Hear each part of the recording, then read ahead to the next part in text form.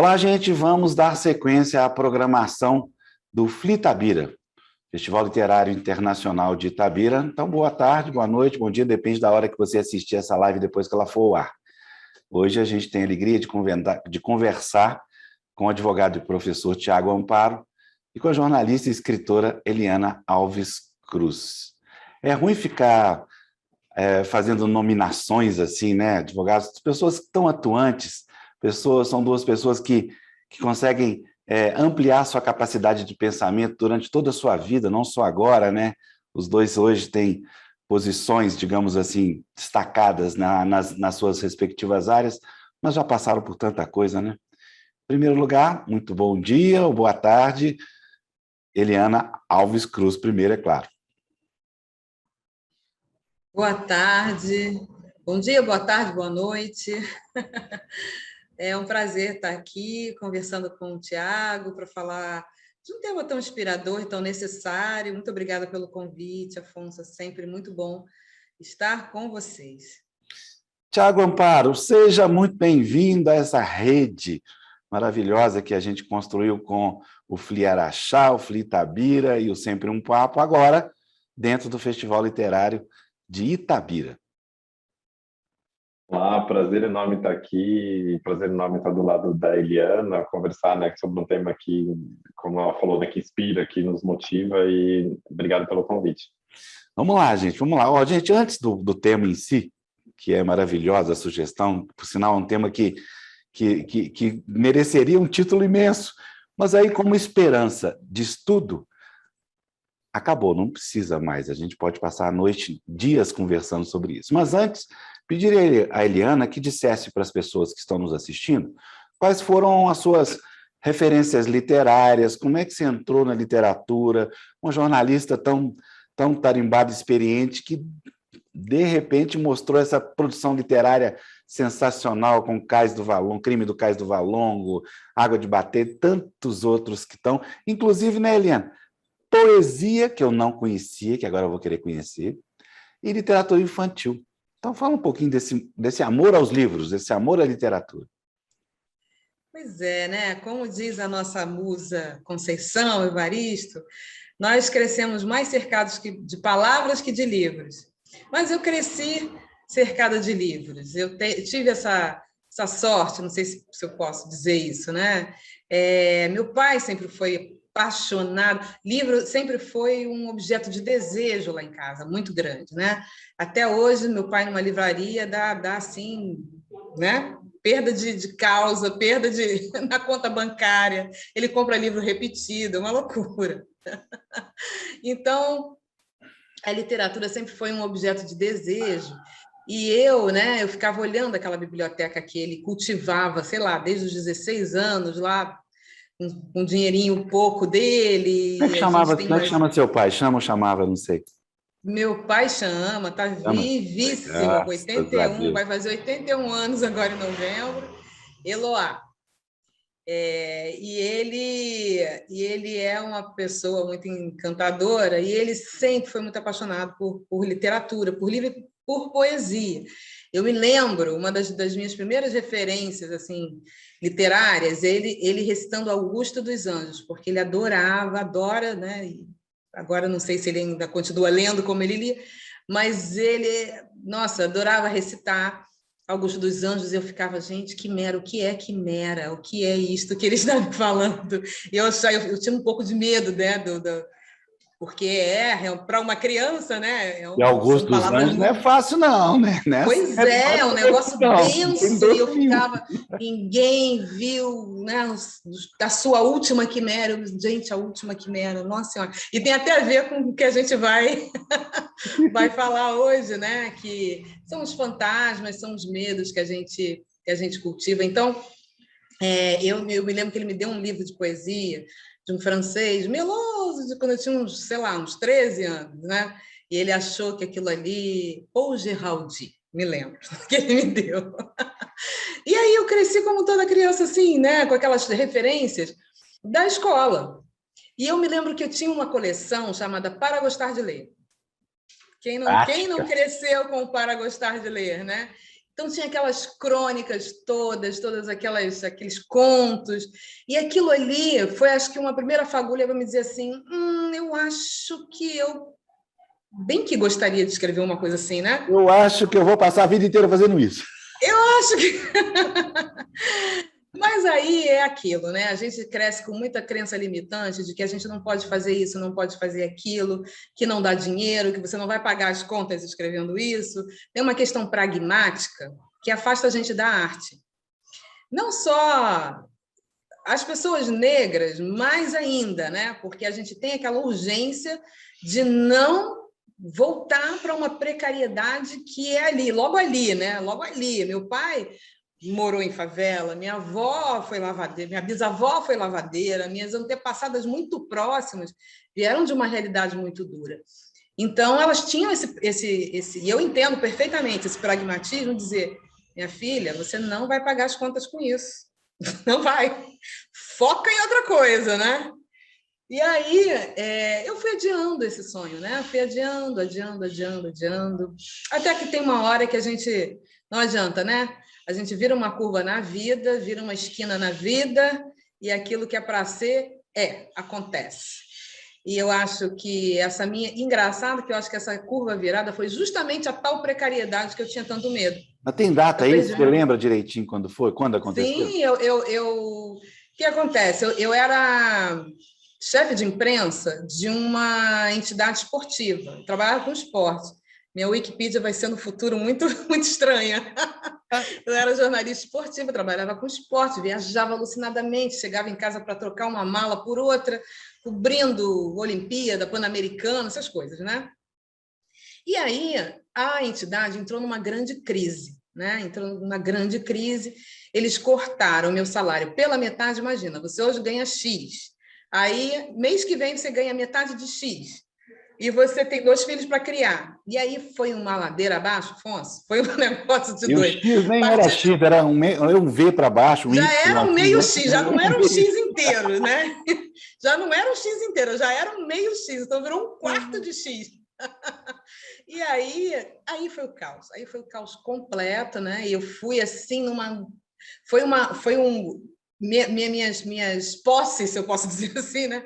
Foram deteriorando de uma tal forma, isso eu vou te falar, eu estava no meio da escrita do Água de Barrela quando isso começou a acontecer, né? Meu primeiro romance. Mas por que eu estava no meio? Porque eu já estava sentindo que eu precisava, o que eu fazia já não me continha. Eu precisava transbordar para alguma coisa que não era a escrita jornalística, mesmo que fosse num veículo, não era aquilo, né? Então, eu meio que, quando tudo está errado, está fora de foco, volte para o início, né? Volte 3 casas, volte 5 casas. Então, eu resolvi voltar 5 casas no jogo, 10 casas no jogo, e lá atrás, naquela menina lá atrás, que lia aquelas coisinhas lá, que olhava aquela estante do pai, falei, e se, né? Então, paralelamente, eu já estava começando a pesquisar, começando a escrever, mas aí a debacle financeira foi terrível, mas a literatura salva, né? E tem a coisa da esperança, né? Então, a entidade foi à bancarrota, eu fui mandada realmente embora, fiquei muito, muito mal, tanto psicologicamente, não só financeiramente, né? Mas psicologicamente, aquele momento da vida que tudo dá errado, tudo deu errado. E aí eu mergulhei para escrever com todo afinco e vontade. Eu falei, quer saber? Não me interessa se as pessoas estão dizendo que isso aqui não vai pagar minhas contas, se isso aqui não me interessa. Eu preciso ter algum prazer na vida e isso me dá extremo prazer. Porque sem prazer, nada vai frutificar, né? Eu preciso encontrar alguma coisa que me motive a continuar. Para além dos filhos, para além, né? Das coisas todas, das pessoas que nos amam. Nós precisamos de motivos para viver, de motivos para... E eu gostava demais, eu percebi que era realmente o meu caminho. E pronto, e aí fui, né? E como eu li, né, lá atrás, lá naqueles livros que meu pai cultivava longamente, eu li algumas sagas, li O Tempo e o Vento, li 100 Anos de Solidão, li várias sagas, eu achei que na minha casa tinha uma saga, né? E que talvez eu pudesse começar por aí. por uma história que eu também não via na estante dele, né? Ele tinha tanta coisa na estante dele, mas ele não tinha gente na estante dele. E se eu botasse esse livro na estante dele? Né? Então, me permitir isso foi o que me abriu a porta, eu acho, né? Para o que eu sempre fui. Mas aí acho que já falei demais, né? Nem começou, eu e o Thiago vamos encostar aqui e ouvir, não, Thiago? Imagina. Eu estou adorando escutar. Também. Além de escritora, assim, como toda escritora, como toda boa escritora, é também uma ótima contadora de histórias, né? Então você fica escutando, já fica imaginando, já fica... Pois é, é tão engraçado isso, né? Ainda tem um dado que eu sempre falo quando eu vou à escola, que é o seguinte: não achem que o livro... Porque tem um gap aí, né? A gente tem livro infantil, você falou dos livros infantis, por que eu fico tanto voltada para a criança? Porque os pais apresentam livrinhos infantis para as crianças e tal, e aí, quando chega na adolescência e juventude, tem um buraco, que alguma coisa afasta essas crianças da escrita e da literatura. O que é, né? O que exatamente é que leva para o outro lado? A maioria das pessoas, não todas, óbvio, mas grande parte da juventude se desconecta com isso. Então, eu fiquei sempre muito intrigada. No meu caso, o que acontece? Eu descobri, na verdade, não eu, mas minha mãe, que era professora do ensino fundamental, ela descobriu que eu poderia ter alguma dislexia. Eu começava a ler numa linha e parava em outra. Então, a leitura me cansava muito. Então, não é que eu não quisesse ler ou que eu não pudesse ler. Eu apenas precisava aprender a dominar isso, né? E aí, graças ao olhar dela, eu cedo tratei isso e consegui dominar. Mas outras pessoas não, né? Então passam a vida inteira achando que aquele mundo não é para elas, que elas não conseguem, que é muito difícil, que nananã, que aquilo outro. E aí eu sempre falo para os meninos, né? Quando eu vou à escola, gente, às vezes é algo muito simples muito simples, veja bem, né?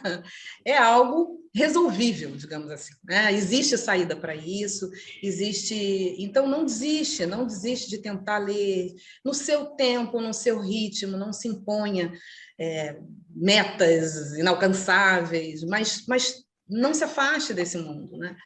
E eu acho que isso aconteceu comigo. É uma experiência que é um pouco dolorosa, porque a escola é um lugar cruel, muito cruel. A infância tem um quê de crueldade, né? As crianças dizem, sem filtro, o que pensam, principalmente o que ouvem. Coitado dos diferentes. Coitado dos diferentes. A escola, para mim, foi uma experiência massacrante demais. Uma filha de 11 anos, não estamos falando nem do passado, estamos falando do presente. Nossa, minha filha tem 14, então estou aqui total mergulhada nesse tema, né? Então, a escola é massacrante, a escola não contempla isso, não olha que as pessoas têm suas particularidades, são pessoas, né? São diferentes entre si, não sabem lidar.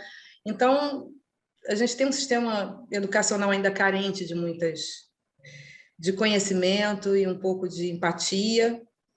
Então, se torna um ambiente muito, muito pesado e cruel. E a literatura, a leitura, ela está atrelada a esse mundo, quer a gente queira ou não, né? E carrega os estigmas que esse ambiente exala. Né? Então, para mim, foi assim. Eu acho que... Mas também, depois que eu engrenei como leitora, eu fui embora e para descobrir a escritora demorou mais, porque, além da questão das contas, tem a questão de, bem, eu vou escrever isso tudo, e quem é que vai ler, né? Porque a gente olha... Eu e o Thiago aí vamos ler, nós dois vamos ler. Até há pouco tempo, a gente não tinha muitas, romancistas principalmente, né? A gente... negras e mulheres, quem é que vai ler? Quem é que vai publicar um livro meu, né? Então, a gente fica com essa sensação de perda de tempo. Fica mesmo. E eu acho que isso qualquer autor, isso afasta, qualquer autor, né? É sempre aquela dúvida. Coisa que o nosso Thiago Amparo vai começar agora a sofrer, você sabe disso, né? Olha, bem-vindo. Sabe, eu te mandei uma coisa aí no seu WhatsApp, você viu? Não, não vi. Olha aí, olha que surpresa que você vai fazer para a nossa Eliana. Olha, posso? É para ler? É isso? Pode. Agora já, sim? Agora já. Deixa eu ver. Versos íntimos, Augusto dos Santos. Ah! Vamos ver se eu consigo. Vamos lá. Vês. Ninguém assistiu ao formidável enterro de sua última quimera. Somente a ingratidão. Esta pantera foi tua companheira inseparável. Acostuma-te à lama que te espera. O homem que nesta terra miserável mora entre feras sente inevitável necessidade de também ser fera. Toma um fósforo, acende teu cigarro. O beijo, amigo, é a véspera do escarro. A mão que afaga é a mesma que apedreja. Se alguém causa ainda pena tua chaga, apedreja essa mão, viu, que te afaga. Escarra nessa boca que te beija. Uau. Não chorar não, Eliana, que eu quase chorei aqui. Você pode Não, Ai, e gente, chorar não. bem- só entrando... é muito cruel, é muito duro, né? Muito fala da ingratidão, da... Não, Nossa, e essa mas coisa do que a gente estava lendo, né? A poesia, eu acho que é interessante, eu me relaciono com muita coisa que a Eliana falou, porque, né, lendo, e aí pensando em soneto, por exemplo, eu lembro que uma das primeiras coisas que eu fiz escrevendo, eu gostava de escrever poesia, né? Aí eu escrevia, né, como muitos adolescentes, jovens escrevem, no colégio. Aí eu tinha uma professora, a Sandra, esses dias o Nexo me perguntou, você tem uma experiência boa com algum professor, alguma professora? E aí eu tenho vários professores, né, que me inspiraram ao longo da vida, só que eu falei, quem me inspirou mais foi essa professora do colegial, que era a Sandra, que é uma professora negra, muito exigente, professora de literatura e gramática em português, e aí eu via nela aquela coisa de, não, eu posso ser, né, um escritor, eu posso ser, vendo, né, ali aquela pessoa, mas eu não tinha essa consciência ainda. E aí eu lembro que, para mim, a literatura, desde o colégio, não era algo distante. Não era algo que eu imaginava que estava longe, não que eu achasse que um dia eu seria escritor, algo nesse sentido, mas de que eu tentava, eu provava as coisas. Então, eu lembro que uma vez ela deu para a gente, olha, isso aqui é um soneto, assim que faz uma métrica. Aí eu peguei, sentei a bunda na cadeira e comecei a escrever. Será que eu consigo fazer uma métrica? Né? Será que eu consigo avançar nisso? E aí eu lembro que eu tinha escrito uma vez, cheguei para falei assim, professor, eu escrevi o que você acha? Aí ela gostou, e aí um dia na sala de aula ela escreveu na lousa, e aí ela pediu para as pessoas analisarem, e depois falou assim, quem escreveu é o Thiago aqui. E aí ela começou a me dar coisas para poder fazer, escreve uma redação sobre isso, escreve mais e eu vou ler, etc. E aí acho que esse estímulo fez com que aquilo era possível, né? E aí, às vezes, quando já me perguntaram várias vezes assim, né, ou falaram, não, o Thiago escreve, o escritor, etc. E eu estou agora no processo, né, no meio do primeiro livro, eu nunca me dei essa possibilidade de me chamar de escritor e me colocar nessa condição, porque eu achava que era algo muito distante, não só da minha realidade material, mas era não me ver realmente nesse espaço, né? O que é muito estranho, porque para mim a escrita foi algo muito natural na vida, e a literatura é algo muito natural. Meu pai, a experiência que a Eliana teve com o pai dela, a mesma coisa que o meu pai. Meu pai me ensinava muito, a paciência da leitura, né? Para ele, leitura era um ritual, especialmente no final de semana, ele pegava o jornal inteiro e lia, né? E aí comentava, etc. Tinha bibliotecas de livro em casa, e aí eu comecei a crescer nessa mente e achar que aquilo era possível e de que eu me encontrava naquele espaço, né? E aí então isso me lembrou um pouco do que a Eliana falou da educação, né? Que ela pode ser muito massacrante também, mas acho que ela também tem quando você encontra pessoas, né? Que te levam para aquele lugar assim de que olha, isso é possível. E aí aquela coisa, né? Sendo negro, gay, por muito tempo no colégio, na faculdade, eu era muito sozinho, né? E acho que os livros me faziam companhia.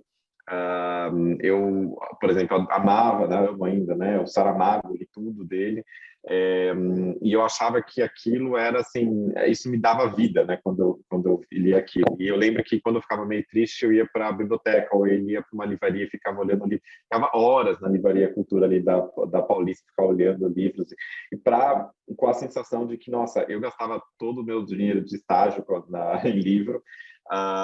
E aí eu me sentia menos solitário nesse meio, né? E eu me sinto ainda hoje, né, em volta de livros como algo que não, que diminui, né, a solidão, que traz ali uma companhia.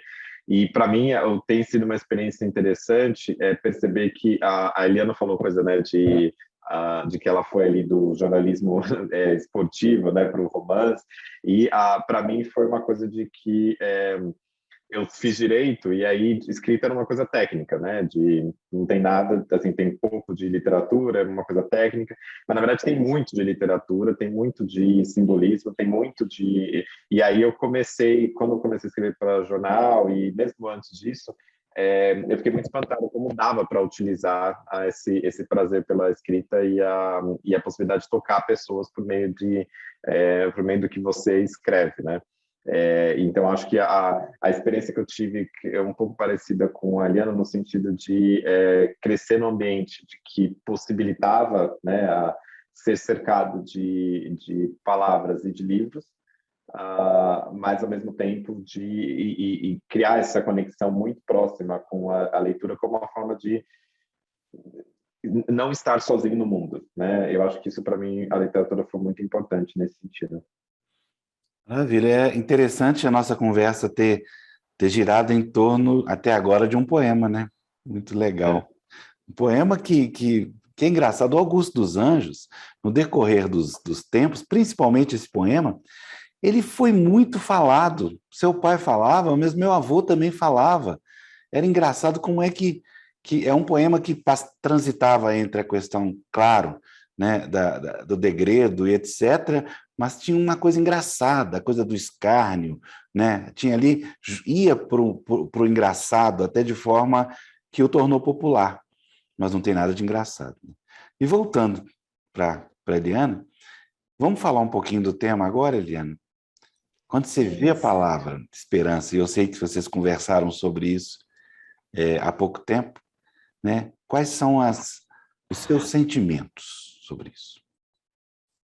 Olha, Afonso, eu acho o seguinte. Bom, eu tenho 2 filhos. Se eu não tiver esperança, se eu não tivesse esperança, eles não estariam aqui, né? Porque, embora a gente esteja vivendo um tempo de desencanto, a gente meio que arrasou com o planeta, terra arrasada, a gente está num ambiente muito hostil, né? Mas eu acho que esses momentos da humanidade, do nosso país, produziram coisas muito interessantes em termos de, justamente, tentar empurrar todo mundo para um outro lado, né? Elevar o astral da nação e das pessoas. Então, eu acho que eu sou esperançosa, sim. Eu sei que muita coisa não será para os nossos olhos, em termos do que acontece na sociedade, mas eu creio muito, sabe, na força individual e na força coletiva, da força individual dentro do coletivo. Então, quando eu vejo algumas iniciativas, né, algumas pessoas que começam a fazer uma roda girar e meio que numa atitude quase que contagiosa, né, contagiam outras para que se engajem, isso é uma roda que está girando. Então, a gente tem 2 forças. A gente tem uma força muito, muito pesada de reação, né? Reacionária, que puxa para trás, mas, por outro lado, a gente tem todo um movimento puxando para um lado oposto, e, às vezes, ele é silencioso. Então, a gente tem sempre uma sensação, como dizem, né? O mal é sempre mais escandaloso e mais marqueteiro. Então, a gente tem sempre a sensação de que as coisas estão realmente muito ruins. Mas existe algo acontecendo que não permite que aquilo prospere, que aquilo tenha uma vitória absoluta, né? Eu acho que... E a gente precisa realmente cultivar. Essa palavra é um pouco gasta, né? Esperança, mas... ela te leva para um lugar assim, utópico, né? Esperança é algo que nunca acontece. Eu tenho esperança que isso aconteça, mas fica uma coisa distante, né? A coisa lá no fim. Enquanto que eu não sei que palavra poderia substituí-la, né? É melhor que a gente tem para falar de construção de um mundo novo, construção de renovação diária. Eu acho que a gente precisa ainda de muitas metáforas, né, para se espelhar e para entender que a vida é mais do que a gente pode ver. Então, eu cultivo planta, eu tenho bicho, eu cultivo vida, porque é dela que nasce a vontade de continuar nela, né? É da vida que nasce a vontade de continuar na vida. E eu tento contaminar meus filhos com isso. Não está sendo muito fácil, né? Porque a gente vê... No outro dia, meu filho, sempre conto isso, né? Uma vez meu filho teve uma grande briga comigo, falou: esse país me odeia, por que é que eu tenho que gostar dele? E aí eu tive que dar razão a ele, né? Porque ele me veio com argumentos irrefutáveis de que o país realmente nos odeia, em alguma medida, né? Mas eu disse para ele: meu filho, quando é que não foi assim, né? E olha nós aqui. Nós estamos aqui por quê? Por que nós estamos aqui? Porque a gente contou com uma corrente humana que acreditou na gente, né? Então, nós temos que acreditar também. Nós temos que acreditar para honrar aqueles lá e para não ser o ponto final dessa corrente, né? Para ser um elo e não o cadeado que tranca. Não, a gente é apenas um elo. As coisas continuarão. Já foi muito pior. Eu acho que já foi. E eu sempre gosto dessa passagem da Conceição, que uma vez, assim, logo depois da eleição aqui no Brasil, 2018, teve um evento, acho que foi na livraria Leonardo da Vinci. As pessoas estavam muito isoladas, assim, muito, meu Deus, e agora? Já imaginando tudo isso que a gente está vivendo no país, estava todo mundo muito desesperado, assim, e agora? E aí a Conceição virou para mim e falou assim: Eliana, diz para eles que nada do que vai acontecer já não aconteceu. A gente esquece isso, né? Nada do que vai acontecer já não aconteceu. E realmente, a gente já viveu a escravidão, a gente já viveu o fascismo, a gente já viveu a pandemia, a gente já viveu a carestia econômica, a gente já teve tabelamento de preço, gente. Lembra quando o açougue? Eu era, sei lá, criança, menina, tinha a história da carne, tinha gente que no açougue ia presa porque estava vendendo a carne clandestina, a gente já viveu isso tudo. Isso tudo. Então, dá um cansaço, claro, que a gente está repetindo, dá aquela sensação de, meu Deus, de novo, né? Mas, por outro lado, dá uma sensação de a gente já viu isso aqui, então a gente sobrevive a isso aqui. A gente tem a saidinha para isso aqui. O desafio é dar um passo adiante, né? Fazer essa máquina de moer que não para, moer para o outro lado, por favor. Se a gente tiver que ter problemas novos, pelo menos, né? Que a gente consiga superar algumas etapas nesse videogame macabro que a gente está, sei lá, 500 anos. Mas eu tenho esperança. Tenho esperança. Por isso eu escrevo, por isso eu falo. Tiago, e você? Eu não sei, eu acho que a esperança, né, é um pouco... É interessante a Eliana falar da Conceição, porque eu acho que a esperança é um pouco uma velha preta, né? Assim, no sentido de... Acho que tem uma paciência histórica que a esperança necessita e requer, exige. Que é aquela paciência, assim... Eu sei o que aconteceu, eu sei o que as coisas que já passamos e eu tenho não aquela paciência de imobilização, de não fazer nada, mas na verdade aquela paciência de calma, respira fundo de que é possível a gente superar isso e a gente já viveu muito antes disso, né? E eu acho que esse primeiro estado de coisas é importante, essa sensação de que já passamos por isso, já tivemos isso, ou já tivemos coisas piores e ter uma visão histórica, né? Eu acho que especialmente quando a gente está pensando negros no Brasil, negros e negras no Brasil, eu acho que a gente, no mesmo corpo, a gente combina diferentes tempos históricos, né? A gente é o futuro, a gente vive e sofre no presente e a gente tem uma paciência histórica que vem de antes, né? Então, eu acho que a gente combina isso e a esperança requer isso, ela requer muita coisa da gente, por isso que é difícil a gente ter esperança, porque ela requer da gente essa paciência histórica, ela requer da gente uma urgência no hoje, de saber que a gente vive, né? E acho que ela requer uma pulsão de vida, e a esperança, como a Liana está falando, né? Requer que a gente escreva. Por que eu escrevo? Eu escrevo porque eu quero que esteja no papel. Às vezes eu escrevi no jornal assim, né, contra uma coisa racista, eu escrevi no jornal assim, jornais são documentos históricos, eu quero escrever para que daqui a 200 anos, quando alguém pegar e falar assim, alguém disse que aquilo era racismo. Então, acho que isso requer uma pulsão de vida, uma pulsão de sair do lugar.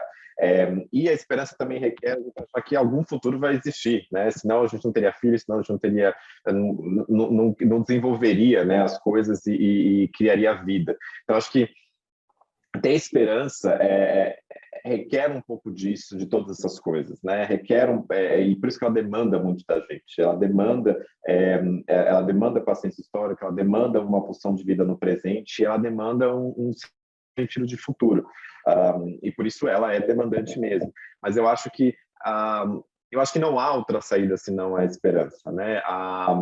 Eu uma vez estava no encontro que tinha a Sueli Carneiro e a Bianca Santana, e eu estava um dia bem mal naquele dia, eu perguntei assim, como que você tem, né, Sueli, esperança das coisas, já viu tanta coisa, e aí ela falou, mas que eu vou ter se não isso, né, no sentido de que eu preciso ter isso para poder conseguir sair de casa e falar, olha, eu estou lutando e não só lutando no sentido de contra a maré e de resistindo, porque eu também tenho um problema com a questão resistência, porque parece que a gente está sempre sendo empurrado para trás. Não, a gente está indo para frente, não só a gente está sendo empurrado para trás, né? Eu acho que não é só resistir, eu quero existir plenamente, eu quero criar até essa pulsão de vida. E a gente acha muitas vezes que coloca a questão da esperança numa caixinha de uma ideia inalcançável, né? Mas na verdade ela é feita para fazer a gente sair do lugar, né? Mexer com as coisas e fazer a gente crescer. E eu acho que essa pulsão de vida é o que essa esperança me traz. E às vezes escrevendo toda semana, né? Eu me sinto meio o cronista de notícias ruins, né? Assim, e aí às vezes quando eu olho uma notícia ruim, eu paro ou eu jogo toda a raiva que eu tenho aqui, e uma raiva criativa no sentido de fazer as coisas andarem, né?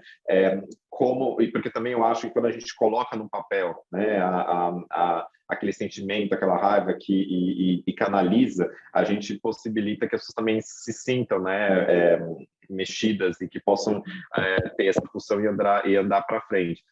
Mas também eu sempre tento pensar assim, o que dá para a gente pensar aqui em termos de alguma luta, algum tipo de esperança, né?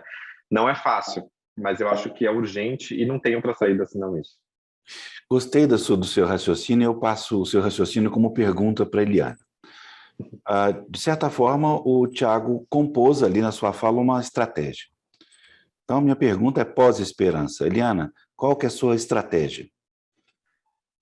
Olha, minha estratégia é olhar a vida como ela é.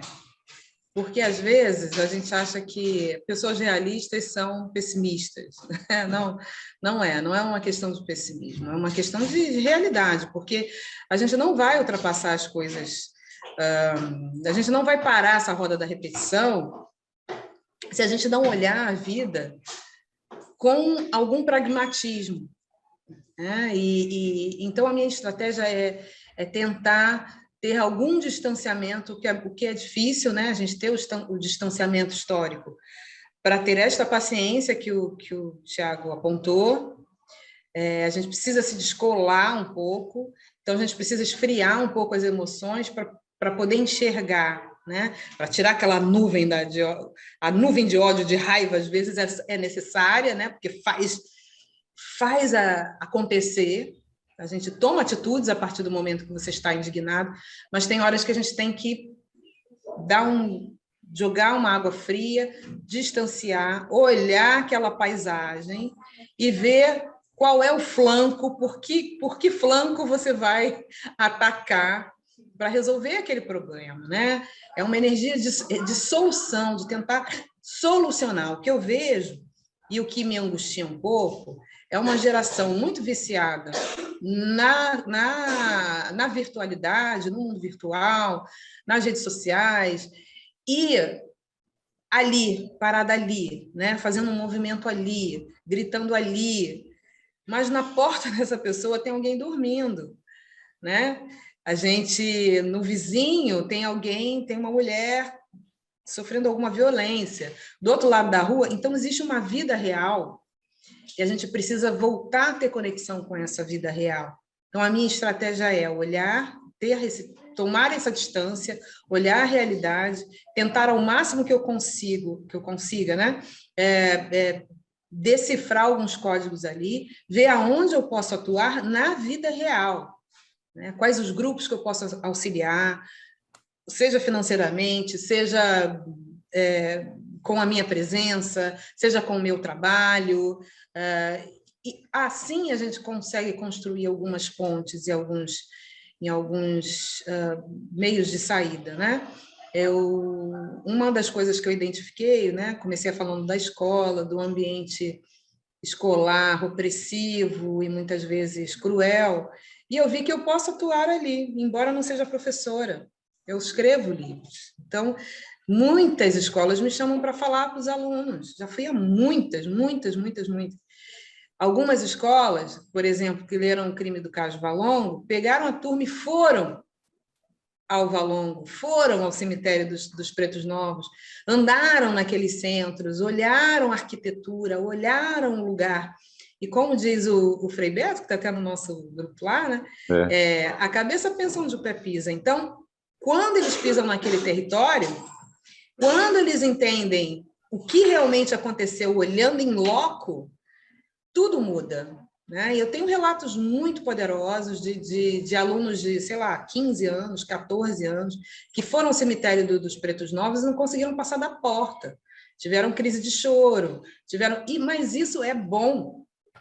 Isso é bom. Alguma coisa precisa mexer dentro das pessoas, no mais íntimo, para que elas não perpetuem determinados comportamentos. E que isso vai influenciar nos profissionais que essas pessoas serão no futuro. Isso foi o quê? Através de um trabalho meu, de um livro. Então, a gente acha que livros não mudam. Mudam, sim, a partir do momento em que a gente usa como arma, né? Em que a gente usa aquela escrita como motivadora, como criadora de esperança. Você vê a amplitude que o poema que você começou a falar tem. Não é? A gente precisa entender que as palavras têm força, né? Estamos aqui numa festa literária, então as palavras têm força. E é por isso que a gente precisa de muita responsabilidade, mesmo quando a gente traz no que a gente escreve coisas muito dolorosas, porque, né, é vida, é necessário, é criação, é tudo, mas não é o que se diz, é como se diz, né? Como se diz, de que forma, em que contexto. É preciso ter isso em mente. Então, essa é a minha estratégia. Eu entendi que isso pode ser muito poderoso para começar aqui no meu cantinho a construir algo diferente. Então, sempre que eu vou pensando num novo livro, eu fico pensando em como esse livro vai afetar para que outras pessoas tenham esperança, né? Para que outras pessoas, a partir dali, mesmo que chorando, com lágrimas e não sei o quê, comecem a fomentar algo melhor. No Água de Barrela tem uma personagem chamada Dodó, ela era minha bisavó, já até me perdi, tia bisavó. E ela era aquela pessoa que foi trabalhar com, sei lá, 12 anos na casa lá do senhor, ganhava um dinheirinho lá, não era, né, totalmente escravizada, mas é uma situação que se perpetua até hoje. Ela foi trabalhar com 12 anos, morreu trabalhando para aquela família, enfurnada num quartinho muito pequenininho, lá nos fundos, fazendo todo o trabalho da casa. Enfim, tem relatos muito cruéis na família sobre essa tia. E aí, é um pedacinho pequeno no livro, né? Ela aparece poucas vezes no livro, mas quando ela aparece, todas as pessoas que têm alguma história com trabalho doméstico ficam muito mexidas e me escrevem. Me escrevem, essa personagem, pelo amor de Deus, é minha mãe, é minha avó, é minha tia, é minha irmã, e sou eu. E aí me contam 1000 casos. Então, o meu próximo livro vai ser sobre esse universo. Muito legal. Se eu só te interromper, porque essa personagem que te remete a lembranças tão mais viscerais do que a minha, eu conheço essa personagem em toda a história da minha vida e das minhas vidas, tios, vós, bisavós. Essa personagem esteve presente na minha vida quando criança e na vida de todos os meus antepassados. Minha avó era essa personagem. É um simbolismo, claro que completamente diferente, mas antirreflexo e antípoda em certa medida, mas muito afetivo. Pois é, exatamente. Então eu resolvi escrever sobre isso. E aí é uma roda, né? É uma coisa muito, muito, muito poderosa, porque aí você tem que mergulhar realmente nessas vidas, entender, tentar se colocar nesse lugar, criar todo um universo, toda uma mitologia, toda uma e aquilo vai afetando outras e outras e outras pessoas. Então eu acho que é isso, né? Esse é o papel da arte para mim. E a arte, para mim, é pura esperança. Tiago, quero te ouvir. Não, eu tava... Assim, toda vez que eu estou com a Eliana, eu fico fascinado, né? Assim, eu não estou nem fazendo pergunta, porque eu já sei que tem um monte de coisa pensando para falar, então não vou nem perguntar. Não, assim, eu fico fascinado, porque acho que eu estava escutando uma vez aquele escritor americano Tennessee Coates, que ele tem uma...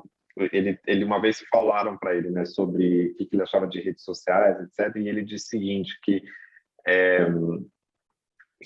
a gente precisa criar coisas que durem mais do que a gente, que consiga tocar nas pessoas e que consigam transpor a nossa pequena existência. Acho que tem uma coisa também da esperança que tem a ver com a gente conseguir transmitir sentimento, com a personagem que a Eliana estava falando, né, de você conseguir tocar as pessoas, assim. E às vezes é uma coisa surreal, você escreve uma coisa sobre um acontecimento, e uma vez que quando aconteceu aquele assassinato trágico da Kathleen no Rio de Janeiro, na mulher grávida, e aí eu escrevi um texto que lembrava um pouco um poema que falava sobre parem as máquinas, né? Um pouco. E aí eu falei, né? Parem as máquinas, Kathleen está morta. E aí eu lembro que eu escrevi o texto inteiro no presente, não no passado, né? Porque eu me recusava a aceitar que aquilo era algo definitivo.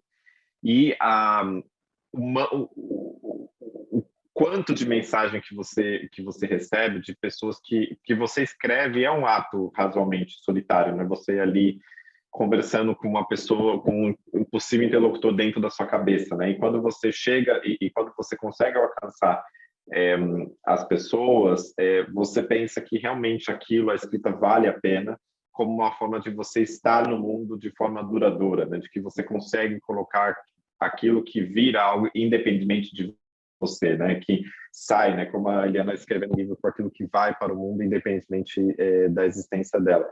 Então, acho que também a esperança tem a ver também com isso, de a gente conseguir ter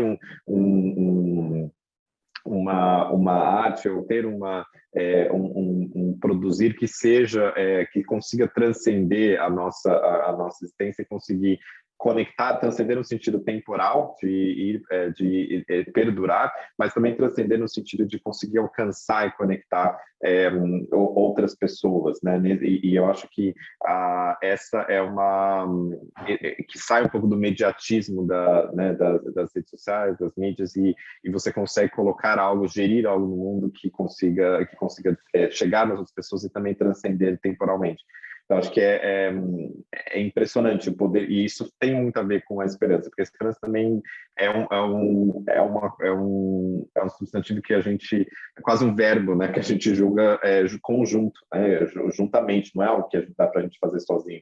A gente precisa dos outros e a gente precisa caminhar junto para poder conseguir pensar para pensar em esperança. Então, acho que quando ela falou dessa personagem, já conectei com a história da minha avó e outras tantas histórias, e aí isso já me conecta com o universo, com o imaginário real, né? Que é interessante. E acho que uma coisa que a Ariana falou também que eu queria pegar é de que eu nunca achei que eu poderia escrever porque eu não me sentia apto a escrever sobre coisas que eu não via, né? E eu achava que a realidade não poderia ser uma matéria-prima para a escrita, né?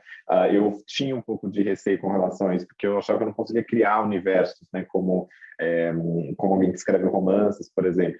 E aí eu comecei a procurar pessoas que refletiam e escreviam sobre a realidade, né? Como, por exemplo, os ensaios de James Baldwin, de outras pessoas que escrevem sobre, né, a realidade e refletem a partir da matéria-prima da realidade.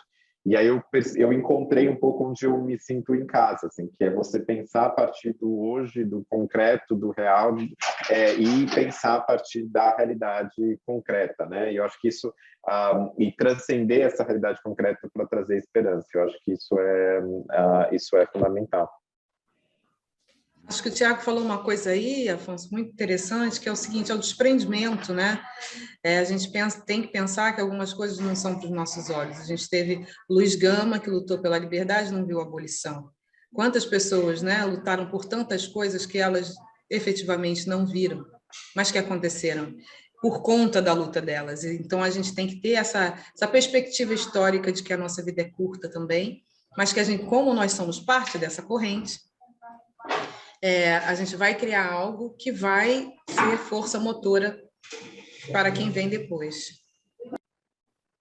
Escutei isso muito, Eliana, especialmente ativistas mais velhas, falando assim, agora com você, né? Agora com vocês, né? E aí dá um peso de responsabilidade, e que é um peso de responsabilidade que eu vejo também, às vezes, quando as pessoas escrevem, falam, nossa, eu admiro o que você faz, etc. E aí você sente que é um ciclo, né, de que a gente está um pouco passando o bastão um para o outro para poder construir esse futuro e ter esperança, né? Eu acho que faz parte isso também, né? Eu uma vez eu estava numa conversa com a Sueli, né? E ela meio falando isso, né? O bastão já passei para vocês. Eu falei, não, fica com você, mais um pouquinho. Mas é essa coisa, né, de que é isso, a gente está pegando, né, o bastão e passando, né, você tem Conceição Evaristo, aí você tem Eliana, e você vai indo, aí tem alguém hoje aí que está assistindo a gente, que está escrevendo e olhando para o trabalho da Eliana e pensando, nossa, eu quero escrever também, e esse bastão vai passando. Isso que dá esperança também, né, de que a nossa pequenez e a nossa transitoriedade, na verdade, ela se transcende, né, nos outros, né? E eu acho que isso é o que também nos dá esperança.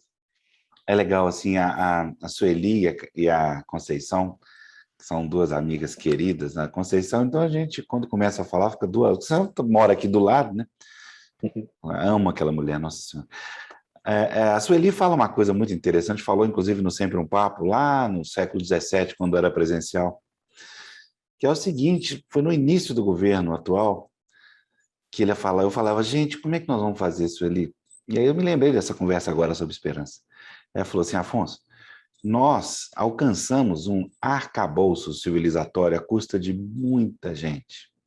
Eu estou aqui com muita gente atrás de mim. E, certamente, depois de mim também virão muitas pessoas. Então, minha pergunta para vocês dois agora, já estamos caminhando para o final, infelizmente, ela é contrária. Sueli, o que te tira a esperança? O que me tira a esperança é a indiferença, sabe? A indiferença é algo que é um terreno, é uma terra estéril, né? É onde nada nasce.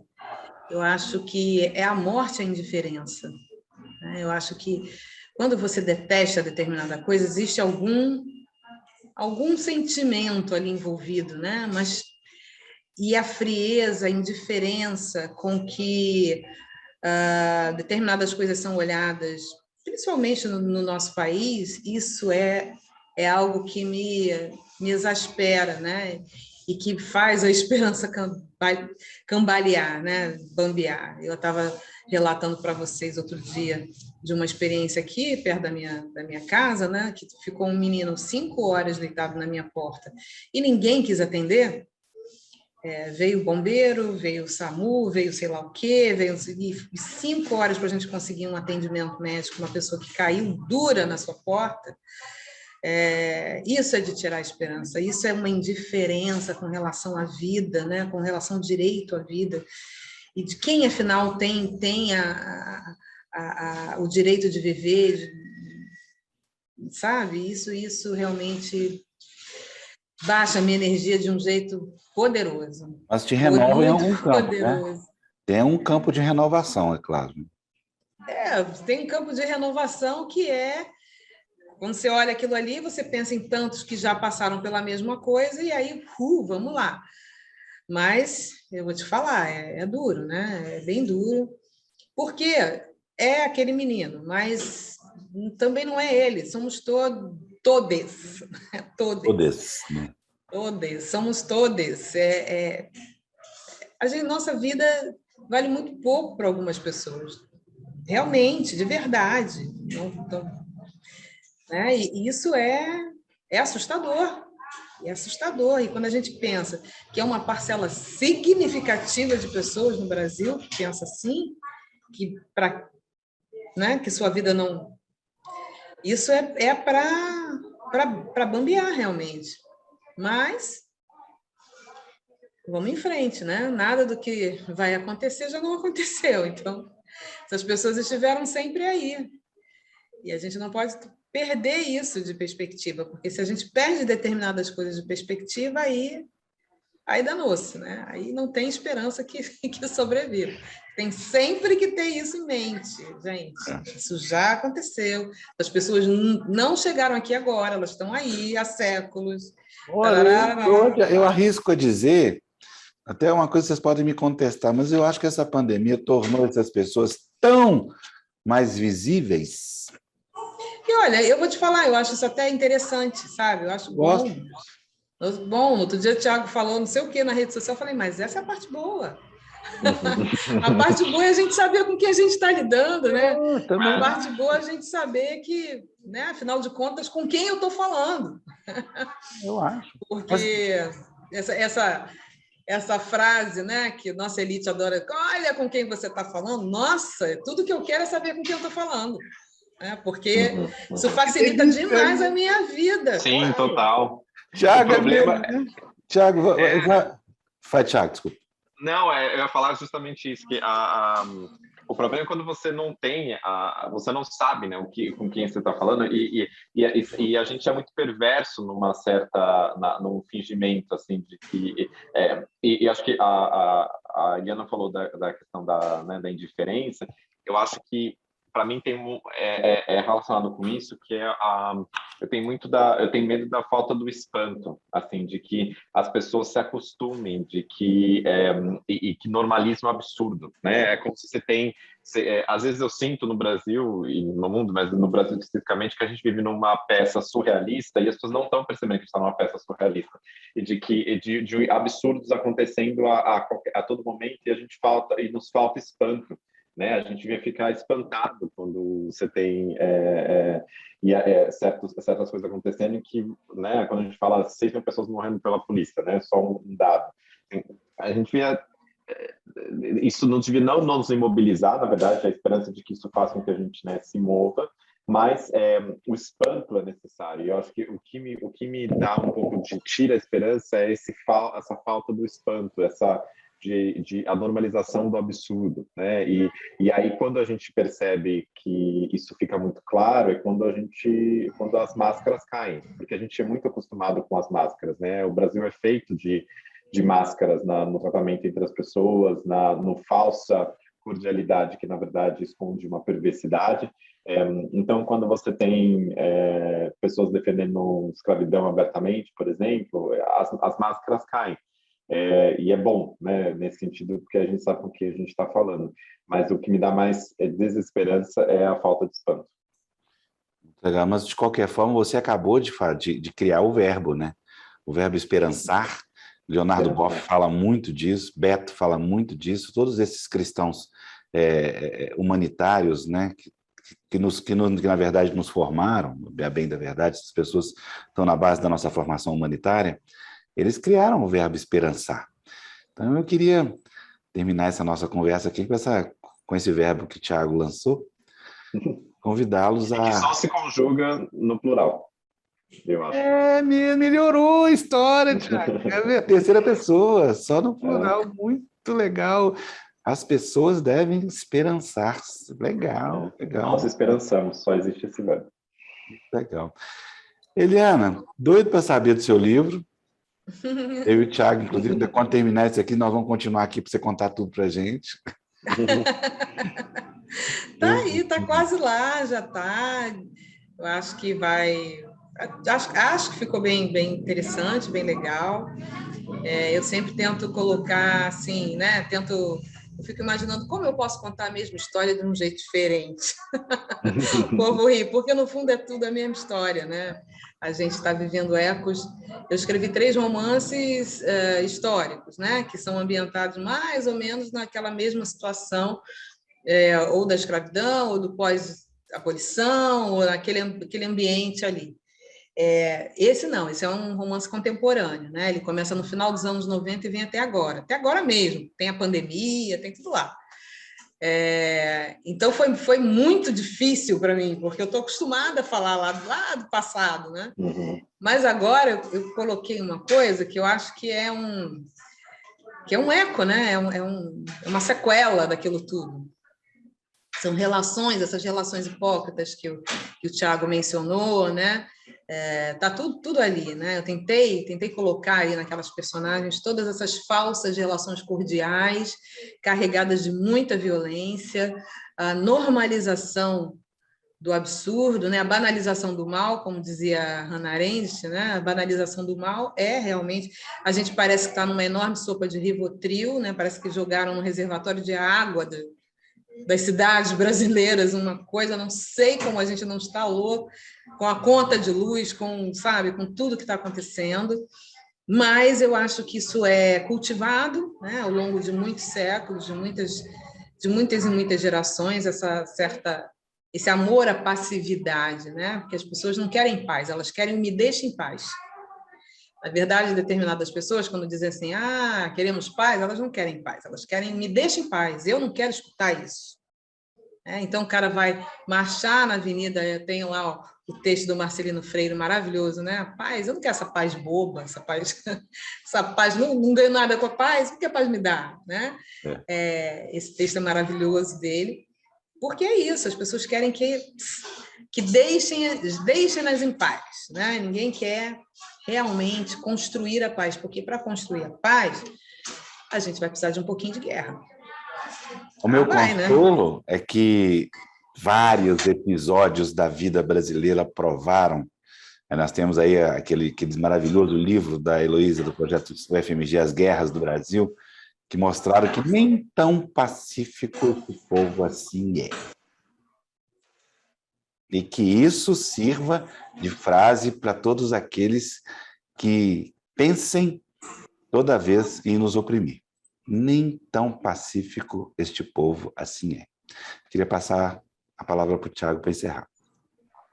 Não, só queria agradecer bastante pelo convite, foi um prazer enorme estar aqui do lado da Eliana, uma honra enorme, e ainda mais falando de coisas boas, né, livros, esperança e como construir aí, como conjugar esse verbo. Então agradeço bastante e saudade de festas literárias como que a gente pode se encontrar, tomar café, tomar vinho, etc. Sueli, por favor. Sueli, estou com a Sueli na cabeça. É uma honra ser confundida com Sueli, por favor. Sueli Carneiro. Eu confundi você com a Sueli Carneiro, é uma maravilha. Nossa, por favor. Estou com a Sueli aqui voando na minha cabeça. Para você encerrar. Tá certo. Olha, muito obrigada mais uma vez pelo convite. Esperancemos, né? Acho que a gente tem muitos motivos para esperançar, apesar de você amanhã de ser um novo dia. Esse é um hino, né? Se a gente tiver que refundar os nossos símbolos, porque eles estão tanto quanto complicados, esse pode ser um candidato a hino. Então é isso, né? Tá, amanhã será outro dia, vamos em frente. Muitíssimo obrigado a vocês dois. Vamos dar continuidade à programação do Festival Literário de Itabira. Muito boa tarde, boa noite, bom dia.